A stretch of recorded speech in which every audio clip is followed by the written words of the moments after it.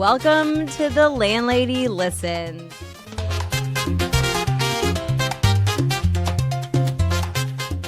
The podcast where we talk all things real estate, development, and the mindset it takes to build your dream life. Okay, hey guys. It's Landlady. I'm your host, Meg Hayden, real estate broker, new construction expert, and a believer in making big visions into a reality. So if you're ready to build it, dream it, and live it, let's dive in. Hey guys, it's Meg Hayden, the Landlady. On the Landlady podcast, I'm super excited to have Jimmy Murray. I wanted to talk more about business acquisitions, and I feel like you are a business owner, you own multiple businesses, and so I'm super excited. So let's invite Jimmy Murray on the show. Hello. Thanks for having me. Oh my God, of course. So tell us a little bit about you, and also, let's dive right into the business acquisitions. Yeah, so honestly, I started out in corporate because I grew up and my parents or my dad was an entrepreneur. He owned his own general contracting company. And he told me, go to school, read books, get a degree. And I think you're a former Big Ten alum too, right? Yeah, Penn State. I went to Ohio State, so we're in good company. Went to school, came out, bought my first multi while working a W-2 job, and I hated my W-2 job. And I was like, this multifamily stuff, this is fun. And then I had to figure out what I wanted to do from there. So current owner of Lyon Property Management. We have a real estate sales team. We have an off-market division, and then we manage 900 units locally between Rhode Island and Eastern Connecticut. But now what we're looking at is looking at our profit and loss statement from last year. We subbed out $1.5 million worth of work. So in my mind, property management companies are the most easily vertically integratable companies in the sense of, well, if I sub that 1.5 million, let me break that into buckets, and then I can take that business and route it to a company that I purchase. So that's where things start to get a little bit cool, and it's different than what you see on the internet, but I think it's a lot easier to execute against. So talk to me about that. What are you looking at? So honestly, I put up a post, I think it was 2 weeks ago, and I was like, hey, tired business owners. My phone rang for 2 days straight. So it always goes back to, and this is something that you already know, you have to develop a presence online, right, to attract exactly what you're looking for. Because people are like, well, how do I find these businesses? Well, if you go to a business broker or you go to Biz Buy Sell, you're going to pay too much. So we know from the real estate game, I am spoiled with off-market opportunities in order to generate good income on the flip side of things. I want to generate the same thing off-market. So to me, one of the things that I preach to my team that I learned from Brent Daniels is TTP, talk to people. And honestly, you're definitely extroverted. I am not. I am introverted. And I think I'm actually more introverted than you would think. You put on a really good show then, because always in your videos and then in person, you're always very bubbly and outgoing. So I respect that because I am not. I let it turn it on. I've got my energy drink over here today to keep me going. But I just started talking to people, and I kept telling them hey, listen, I currently own a business. I'm looking to vertically integrate. I want to buy a service-based business because.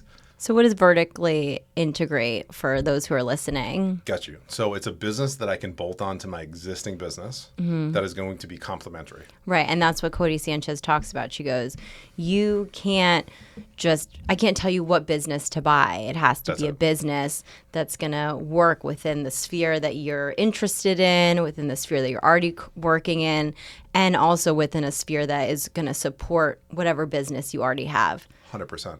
And have you read her book yet? Yeah. Okay, cool. The Mainstream Millionaire? Yes. Yep. So if you guys haven't read her book, pick that up. Do you want to? Yeah. Do you want to? I'm my ADD. I'm can you silence?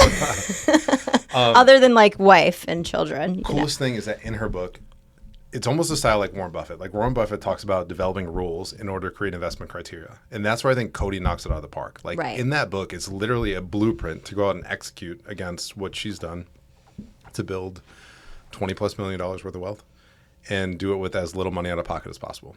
So in that book, what I took, one big takeaway is when you buy a business, you can't be buying a job, right? You want to buy something with an operations team in place. So what Cody looks for at a minimum is $100,000 in net operating income plus $100,000 to hire a good operator. Right. So she's she usually says 220. Right. 220 is her number. And then like the other, like, I guess kind of popular word right now is SDE. So it's seller discretionary earnings. Because let's face it, if we own a business, and we do this in real estate as well, we're going to put our vehicle in there. Now, some businesses are going to require a vehicle, but for the most part, if we're playing from the C-suite and we're the owner, we're just using it for the tax advantage. Or like I pay my kids. Well, the new owner probably isn't going to pay their kids. So these are all add backs. So as you're looking at an income statement from a business, it's not just that net operating income number or that EBITDA number, earnings before interest, taxes, depreciation, amortization. Sorry, I'm nerding out now. But nerd out. You need to, you're going to have add backs in that business in order to build into a multiple. But just like buying multifamily real estate, it's arithmetic. So if you can add, subtract, it's a simple math problem. Multiply and divide, like you're good. That's it. And it's just a matter of like understanding the income statements. It takes a little bit more work, but you can hire someone to review them for you. So right now, we are negotiating the purchase of a flooring company. So I was online and I'm looking for a new HQ for our property management company, and I saw a building. HQ? Headquarters. Okay. That's what I thought. No, all good. All good. Is this an acronym I don't know? Slowing me down on the acronyms. Well, it's good because I think people need to, everyone comes from a totally 100%. Different space. So Absolutely. So that building, I realized the business that used to be there or it's still there and it's operating just on a much smaller scale. And I called the realtor and I was like, hey, has the owner thought about selling the business? And he's like, no, like a couple of people have called, like not interested. So then I called back the next day. I'm like, are you sure? Like, are you really sure? Let's talk to him again, right? And he's like, you know what? You sound like you care for the people. And he's like, she is interested in selling. And then I had a further conversation. And then within 4 days from like calling on the listing, I'm sitting in front of the owner being like, hey, I want to breathe some life back into this business. By the way, like, here's my resume. Here's what I've done. And this is where we can really, continue to push the legacy of your family. Because the business has been around for 55 years. And I think that's the coolest thing. Like, how do we breathe new life into these older businesses and keep business on Main Street rather than sending it to Wall Street? And that's really Cody Sanchez's North Star principle. Well, and that's the thing is that there's a couple things in there, right? It's really about if there's a business that's already existing and the sellers, they want to continue their legacy, they have the opportunity to get paid as well, with seller financing. And she teaches you all about how to negotiate seller financing and ways to negotiate just any business acquisition, which is kind of interesting. But I think it's just an interesting concept because I think right now, the multi-units are so expensive. Yep.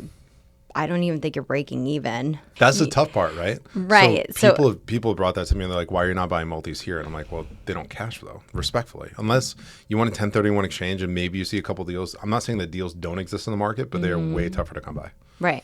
I think honestly, I'm like, maybe I'm just going to start looking at Ohio or other places where it is going to cash flow. Yes. Because right now in Rhode Island, a lot of the properties I have right now, they're not even passing the self-sufficiency test when they're getting massive rent. So I think that having Cody Sanchez and looking at purchasing existing companies that are making money, and it's that tired business owner who's like, I don't have anyone to sell to, my kids don't want it, and leveraging, automation and your systems to really elevate the business and to make it cash flow more, I think is a really great option. So many good things out of all you just said. So like, number one, as you're saying that, there are so many people out there who have children that do not want to operate their business because they saw mom and dad run it, probably not efficiently. And they're like, I'm not getting into that. I just want my paycheck at the end of every week and I'm good.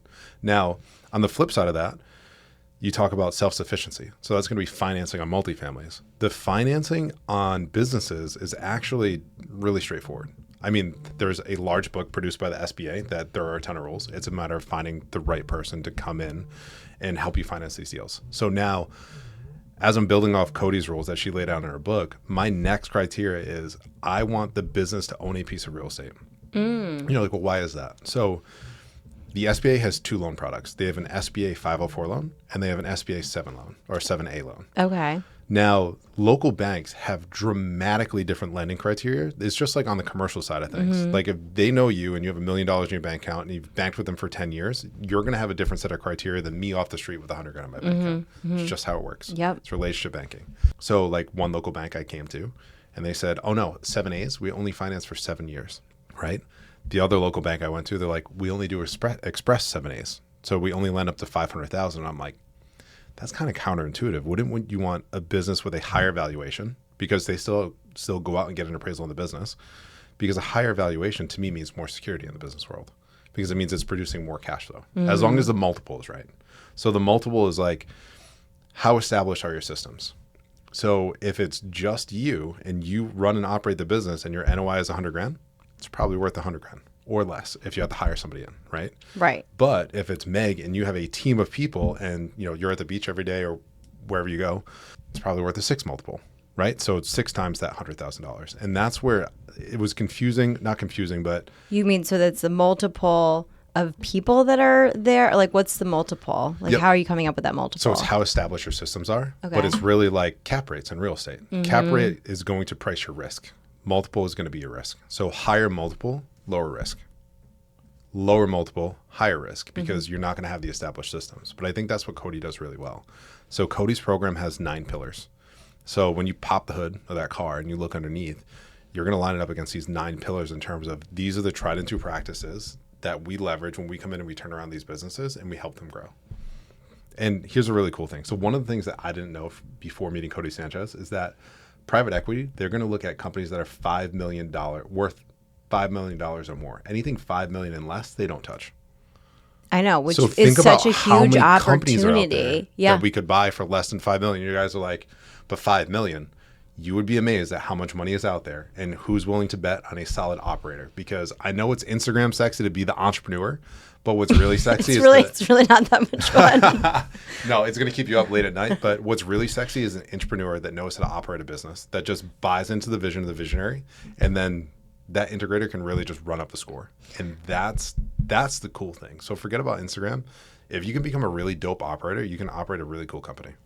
Awesome. So this flooring company that you're thinking of purchasing, what are the spaces that you see that that you as a business owner can like integrate into that business, and how it's going to leverage, just maximize profits? So the way that I break it down, like, let me take a step back before I go crazy on this. I just nerd out and I want to talk. I'm a total nerd. Go ahead. I like what I'm looking at. I wanted a faster sales process. So like management, people are going to think about it. Sometimes if you have a single family and say you inherit it, you're like, listen, I just want to rent it out. Or you have a 3 family, you're like, my tenants suck, I need you tomorrow. Like, to some extent, it is a faster sales process or a sales cycle. But for the most part, the sales cycle is like 3 to 6 months. I wanted something that was faster. So if you come in and you're like, listen, I need flooring, cool, I'm going to call the supplier, I'll have it here tomorrow. Or can we carry 25 runs of different stock of like, hey, these are the 5 top landlord LVPs. Here are the top 5 carpets that we sell, and you keep it in stock so people can come in and buy it. Versus having everything on order. Yeah, which is... But even like taking a step back, you really need to break down your revenue streams, right? So in a flooring business, you're going to have residential and commercial. Now, when I'm looking at that profit and loss statement, I'm going to start breaking it down into those categories. Or rather than residential and commercial, you could break it down by task, right? Are we installing carpeting, LVP, refinishing hardwoods? Are we cleaning floors? So there are multiple levels that way. So it's kind of like this multi-factor tool. And then honestly, you guys are gonna laugh at this one. I used Grok. So I know everybody loves ChatGPT, but ChatGPT does not know how to add. I'm probably gonna get blocked online for that, but Grok is way better at math. How do you spell that? Grok. Okay. It's absolutely free. They do have paid for versions. I threw in 10 years of tax returns and 10 years of income statements, and it produced a 5-page financial analysis. Hey, this in 2 minutes. This is what you need to look at. These are the questions you need to ask. This is what you need to pay attention to. And it was like, oh, by the way, you asked this question. That sales exempt field, those are tax exempt institutions. So like nonprofits that they're selling flooring to. And I was like, oh shit. It literally just read the income statements and the tax returns. And it had this huge analysis for me in terms of where I could grow the business, where the weaknesses were, and kind of where I should pay attention and ask questions. So where are we growing the business? So it's going to be really diving deep on existing relationships. But the other thing that people sleep on, this is a business with 55 years of data. They had one computer in the whole 7,000 square foot property when I walked through it. So it's bringing it online and then figuring out how to work that data in that database. Think about this. Hey, Meg, we were in your house 2 years ago. We're calling check up. Like, how do you like your carpet? Have you hired anybody out to clean it? You have kids. We're running a special right now. Can we get inside your house? Awesome. Because that's going to increase the lifetime value of a client as well. So what are you doing? Are you getting like a call center? Like who's calling? Yep. So we're looking at 3 strategic hires up front. We're going to hire an estimator. We're going to hire an intern in order to input the data. And then we'll hire a virtual professional to come in and actually ring the phones to convert the business.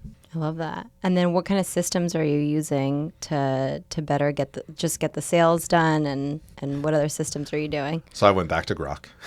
I was like, hey, what are the top 3 platforms?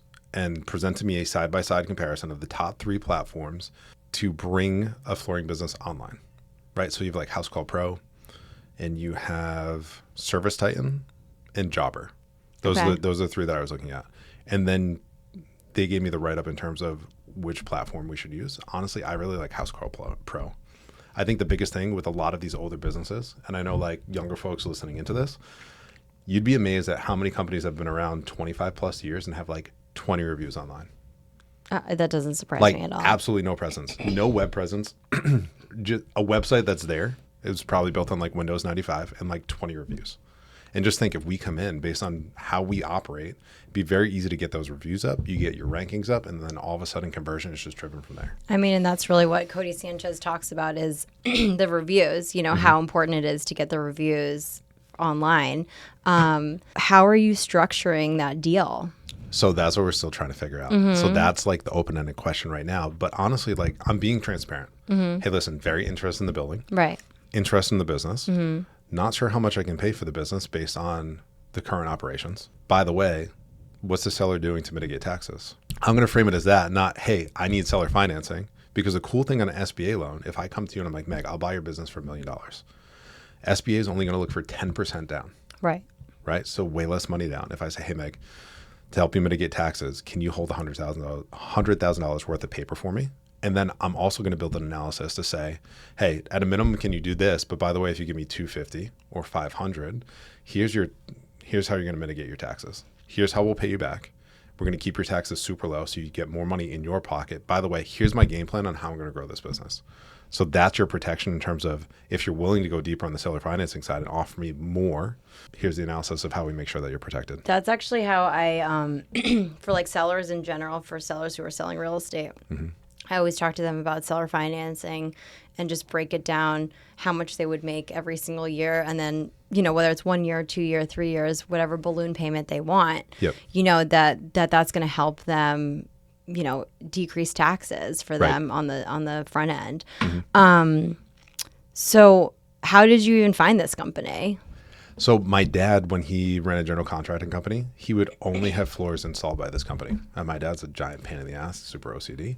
So I was like, all right, I know that they have a good name. Sorry, and thanks. So I actually texted him. I said, hey, I have an opportunity to buy this company. Like, what do you think? And he's like, no way.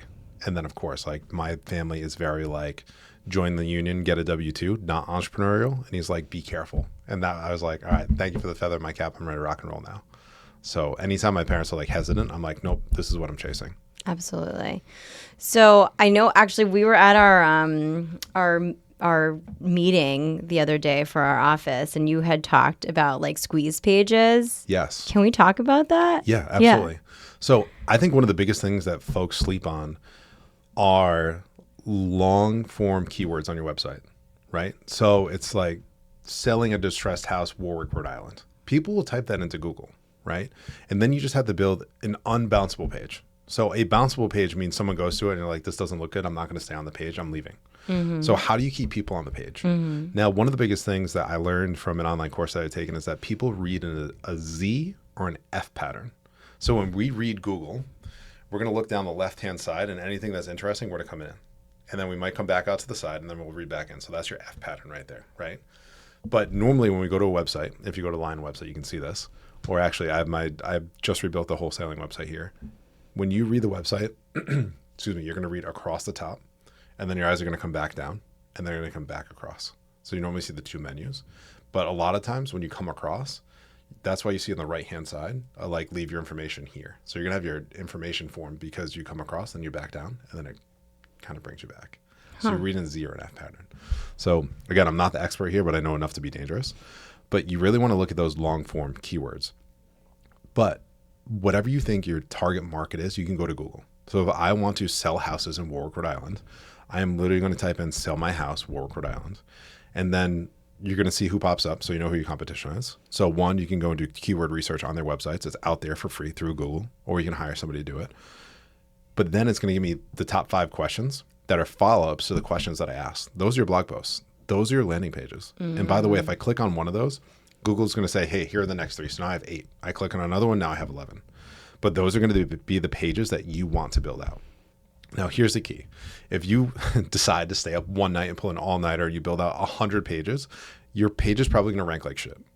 This is no different than going to the gym. Google wants to see consistency. So they want to see, they're going to index your page based on how frequently you update it. So if you have never updated your page before, they're going to re-index your page twice annually. So in the beginning, you got to kind of start slow, and then you can pick up speed. No different than like, I don't know how much you bicep curl, but if you start with 5 pounds and then work your way up to 50, but it takes time to get there. So it's all about the consistency in order to rank more highly. But those are the best leads I get. I mean, I got a phone call this morning off of our property management website, and in 10 minutes, I locked up a 2-family to manage. And honestly, this year to date, we've locked up 114 units, new units to manage at Lyon, all from SEO. Wild. Because we're out there, and then people get comfortable with the brand. They read through the website, they submit the form, and then also like follow-up strategy is super, super important. I know. I think we forget all about that. Right. So even when you build that machine, you still got to get in the car and drive it. Right. You build the car, you still got to get in the driver's seat and drive the vehicle. So yeah, this is the funnel. Right. Now we need the backup. So the biggest thing on SEO, you want to make sure that you're going to close, I think it's like 79% more leads if you follow up in sub 2 minutes. So if you go to my website right now and submit a form, you're going to receive a text, an email, and then literally my website will call me to say, hey, Meg just dropped the form. Like, press 1 and you can dial her. And it'll give me any information. That's why his phone is buzzing right now. Yes. During my podcast. So unbelievable. It's not just like building the engine, but it's all in the follow-up. You know, you're in real estate. Like, so what system do you use for that? We use this system, a platform called Lead Simple. But this is funny because I asked my real estate team this a couple months ago, and it's like, what's the best CRM in the world? It's the one you use. One you use. Right. Which my son thinks is hysterical. So now he repeats it. He's like, Dad, what's the best CRM? I'm like, what do you think, Connor? He's like, the one you use. It's true. So I know that that's the one that I like because I know how to build like the back end. Right. It's property management specific, but in order to build my follow-up cadences, it's very easy. Now, and that was something that was cool that you were talking about, even just leveraging ChatGPT or AI to use certain people's cadence. That's it. To follow up. So tell me a little bit about that. Yeah. So honestly, I have ChatGPT read books. I know that sounds crazy. It's not. But I dropped the PDF. So I like Jeremy Miner, who teaches neuro-emotional prospect questioning. Say that again slower. Neuro-emotional prospect questioning, NEPQ. It's just asking really good questions that play to your prospective client's emotions, right? So opening them up and building that know, like, and trust. So I had ChatGPT read the book, and then I said, hey, listen, I want you to teach me the top 5 things out of this book. And then it like comes up with it. And I'm like, cool. Now give me page references for each of those top 5 things. And I'm like, I don't really think those top 5 things are cool. Give me 10 more things that you learned from this book. And then it's like, okay, you're done? And I'm like, yes, I'm done now. And I'm like, all right, so I own a property management business. This is where my leads are coming from. This is typically what they're looking for. Can you pair this against the internet in terms of people looking for property managers and what they're looking for? And it pulls up the list. And it confirms some, for the most part, I'm right. And then there was some nuance to it. I said, cool. So if you were to go to my website and submit a form, what are the first 10 text messages I should send? And what are the next 10 emails I should send? And then literally copy and paste, put in my follow-up cadence, and then every day until you reach out to me. So if I get you on the phone immediately, it gets shut off. But say you're like, I'm going to wait 3 days and then call. So you're the one who's calling, or is it going to like a call center or someone's picking up? Yep. So right now I'm working to hire someone to answer all the phone calls to get somebody on the phone. But right now that's the role that I play because that's entrepreneurship. Yeah. You're going to step back in sometimes. Yeah. But honestly, like as soon as you submit that form, it will literally call me, which is crazy. And it'll read the form. It'll say, hey, Meg has a 3-family in Pawtucket she wants you to manage. Press 1 to call her right now. And then it's all tracked in the CRM. And this is all like standard CRM stuff, but it's all about figuring out how you want to sell. And even if like I like Jeremy Miner, but I don't know how to leverage his system, it doesn't matter. So whatever system you use in your follow-up cadence, make sure that you sound the same in real life. Totally. Yeah, I mean, it's funny because I go through different text messages, so I'm gonna try to do like A and B testing. Mm-hmm.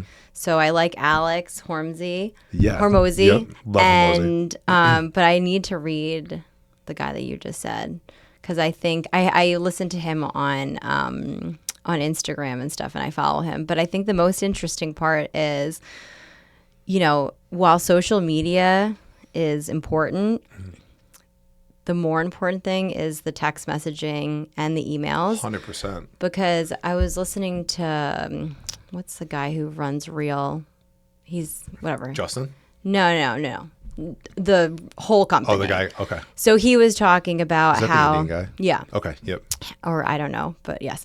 But anyway, so he was talking about with an email, you have to do something with it, right? It's like in your mailbox. Yes. You have to either open it, delete it, respond to it. And so how email is so important to a business, because, and also just making sure that you're asking something for them to respond to, not just any email. So that is so big. So it's so when we talk about like copying and pasting out of ChatGPT, the other thing is I'm going to highlight the important words. I might underline like 3 words, or like the call to action at the end. Love I'm going to that. bold and italicize, but I'm going to use different points, and I'm also going to try and break it apart. So if I send an email to you and it's 7 sentences long and you see this chunky paragraph, you're deleting it. I'm not reading it. I know that I won't read it. No. So we have this other like sales methodology that we use called BOLT. So I'm a bull and I want bullet points. I am too. So if you send me anything that's I need like super 3. chunky, Yeah. I'm like, I'm not reading that. That sounds too And my team knows and they laugh about it, but I'm like, no, this is how I digest. And then like, if I'm super interested, then I'm an owl and I will read paragraphs, but it has to be interesting to me. So I took a class when I worked in corporate, and I think like the average person reads an email in less than a second. Like you scan it and you're like, all right, am I going to read this or not? Right. So how do you make your email look interesting enough that someone reads it and can respond? And I think it's really like making it look cool. Now, I know a lot of people that use GIFs or memes in like inserting into the sales flow. If that works for you, then crush it. And it was interesting because he talks about, just social media. You're just swiping. You're not even engaging with anything. Right. Yep. So you're just a swipe. I always tell everybody too, even if they're like worried about going on, social media or posting videos or posting whatever, I'm like, you're just a swipe. Nobody cares. Right. Literally. No one's paying that close attention. They're not paying any attention to you. So I went on a trip. I went to a first one recently with 2 of my friends in St. Louis. And I was talking to one of my friends that I went with, and he's like, dude, I've posted this same picture of me 3 times in the last month with like the words just like slightly changed and no one's picked up on it. He's like, I get the same people liking the picture. And I'm like, that is absolutely wild. People think, hey, I am so important. They're going to remember everything. They're going to remember down to like what I was wearing in the photo. Nobody remembers. No. They have such a quick memory. Yeah. Now, like, if you get a high like conversion rate from like DMs or calls off of a post, then maybe like recycle that every quarter. Jess on my team does a great job of that. Yeah. He's got like this video where he like lifts up a sneaker, and every time he shares it, he gets 5 buyers. So he'll share it quarterly. So you can be strategic with that. Love that. So I always ask everyone, what book are you reading right now, or would you recommend? Like, what are you into? I think I've already read 10 books this year. So I normally read like 20. So I am like huge book nerd. Are you like a reader or a listener or both? Reader. So I call it my kill shelf. So I have like all my books on my kill shelf behind me in my office. I like to listen to podcasts because it's more conversational, but I feel like listening to books, I don't retain it. Probably from the ADD. The book that I'm reading right now is by Mark Manson. My operations manager gave this to me. And it's like not giving a fuck. The subtle art of not giving a fuck. Yeah. And he's like, you should read this. I just read this. And I'm like, all right. And like the pace is kind of cool. I think I know a fair amount of the tenets in it. One really cool one that I think a lot of people have not read, that is a very quick read. Like when you pick it up, you're going to read the whole thing, is I can see the guy's face because he looks like Patty Quinn on the cover. It is Confessions of a Persuasion Hitman. Oh. It is I've heard of that so one. interesting. Yeah. But like a couple of years ago, I was invited to speak at the high school that I graduated from. Cool. And I created an opening based on what he said in the book, and every single high school kid like leaned forward. I was like, holy shit, this works. So Confessions of a Persuasion Hitman, because at the end of the day, the way that we speak and the way that we write is going to lead to that conversion. So like getting people in the funnel is typically pretty easy if you have a compelling message. I think the marketing piece is easy, but how do you work people down that funnel in order to create conversion? Because that's how we get paid. Right.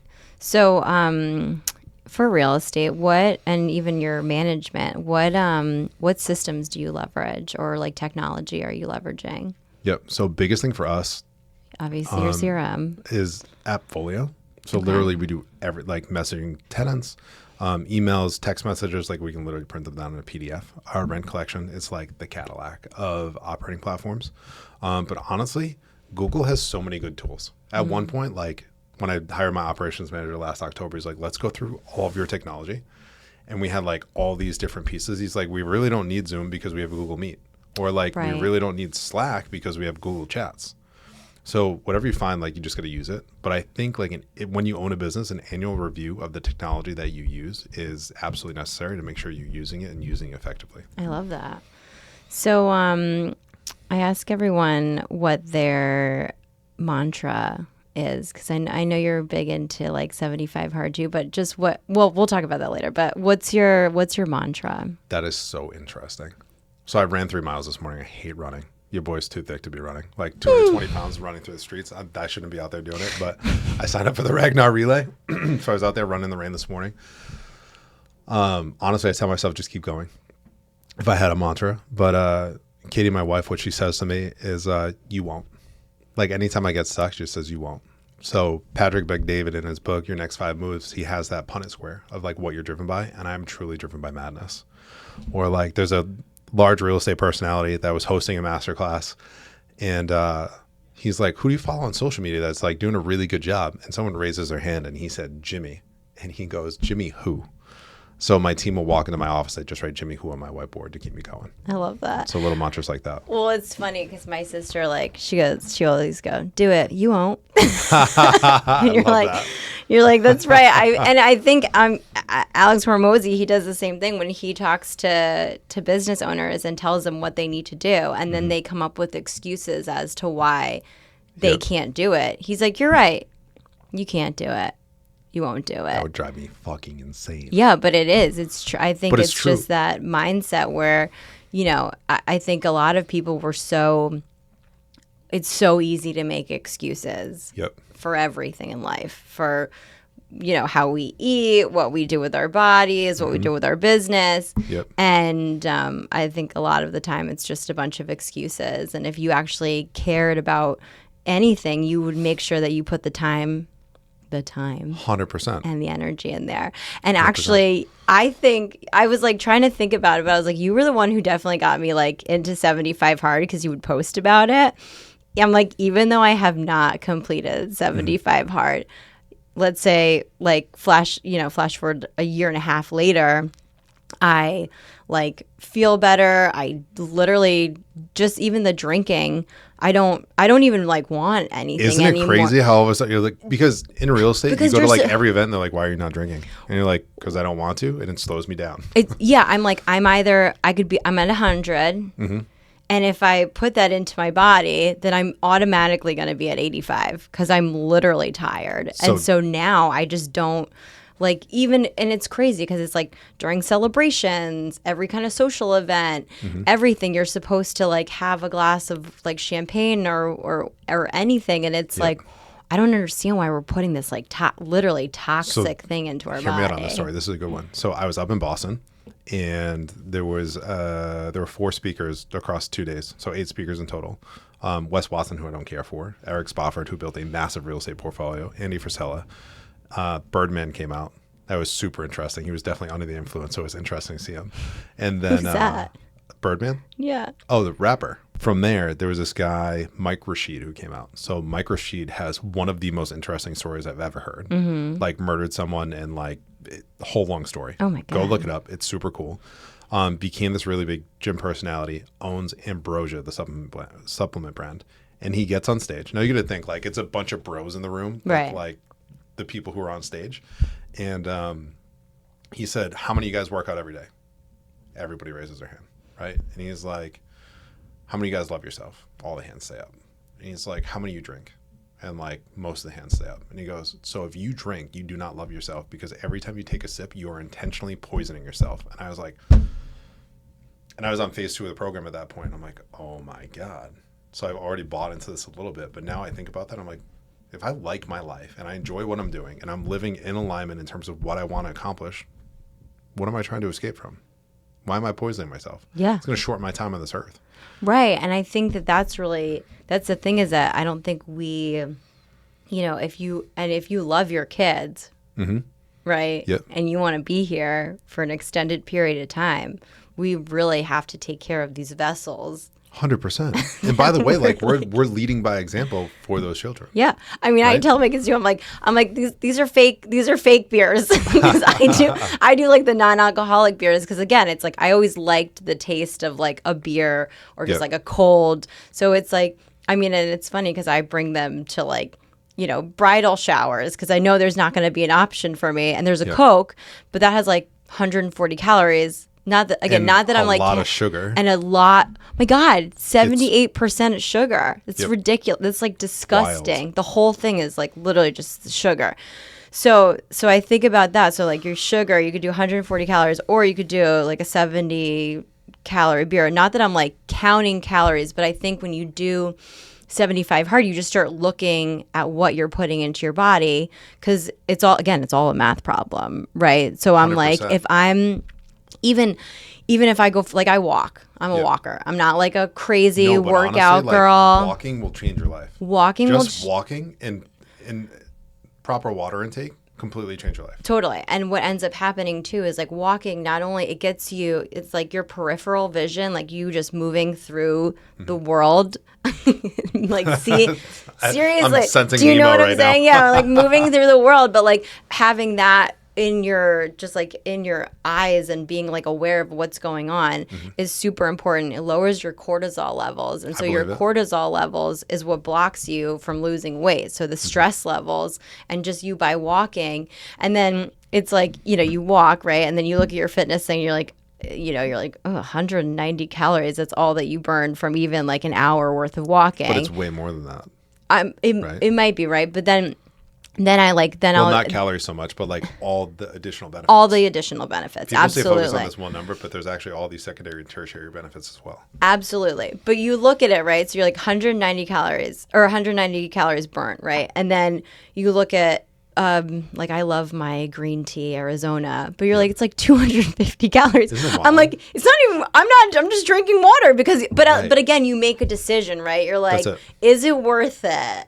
I'd rather like eat food, good healthy food, than just drink away what I just like put an hour's worth of my energy. I just went to the innovative medicine doctor that I see yesterday. Oh yeah. And he's big on food sensitivity and blood testing. Which honestly, like that stuff is super important, because most of our issues can be fixed through a supplement, right? Some type of micronutrient.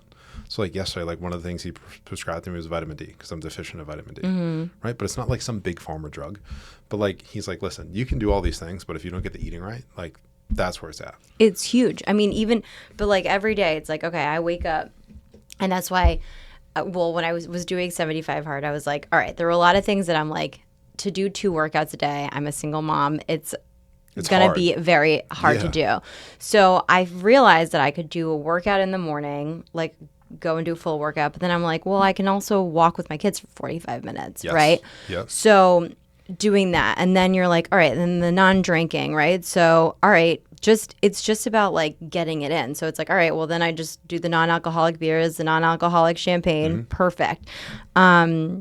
And then the food, I was like, all right. I was like, I love some fries, especially some truffle fries.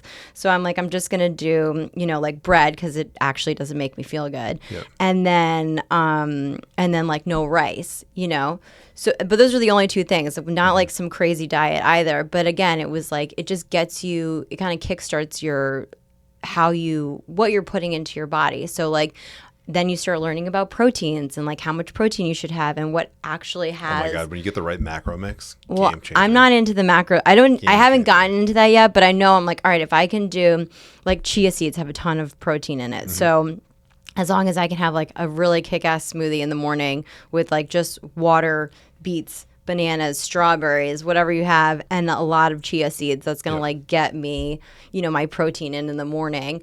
Absolutely. And then, just making sure that you're, as many beans as possible, or just fruits and vegetables. So that's where like that food sensitivity test like came in huge. So I realized yesterday I have a cow's milk allergy, and I can't take in casein, which is a ingredient in milk. Yeah. Yes. I know. So, I haven't drank milk since I was a kid either. So. Or like the second level of like I shouldn't have is like corn.